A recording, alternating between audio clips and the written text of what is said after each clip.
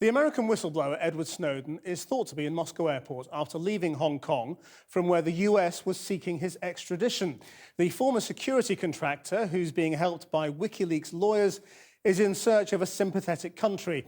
And in the last hour, the Ecuadorian ambassador to Moscow was reported to be at the airport looking for Mr. Snowden. Jane Deeth reports. Snowden is landed. He slipped under the radar and out of Hong Kong, boarding a jet plane for Russia. His flight landed at 2 p.m. our time. Without a visa, it was rumoured a foreign embassy would give him a bed for the night. Cue anyone in a suit immediately being taken for a diplomat.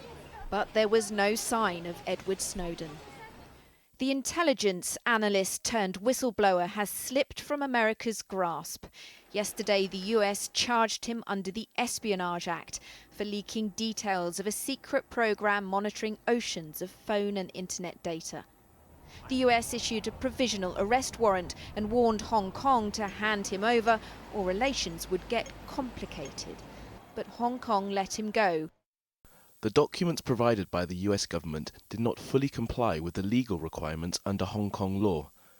As the Hong Kong government has yet to have sufficient information to process the request for provisional warrant of arrest, there is no legal basis to restrict Mr. Snowden from leaving Hong Kong. Was Hong Kong stalling? It has neatly avoided a diplomatic drama with the US without kowtowing to its demands. They're very good at delaying things, and I think they would want Snowden to go, and that's what they get. I think that everyone's breathing a sigh of relief within the government. But before he left, Edward Snowden put the cat among the pigeons with new claims the US hacked into a Beijing university's servers and Chinese text messages.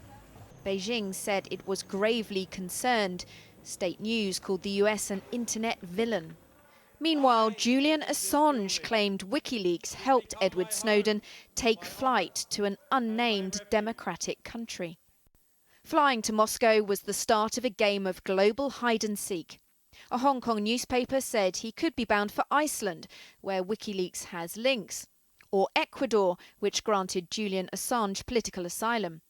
Later, Russian news agencies said he had a ticket to Havana in Cuba, flying tomorrow afternoon.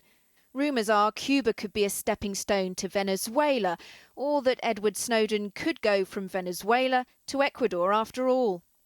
Every one of those nations is hostile to the United States. I mean, if he could go to North Korea and Iran, he could round out his government oppression tour by Snowden. So you think about what he says he wants and what his actions are, it defies logic. But Edward Snowden is now a man on the run, a geopolitical pawn.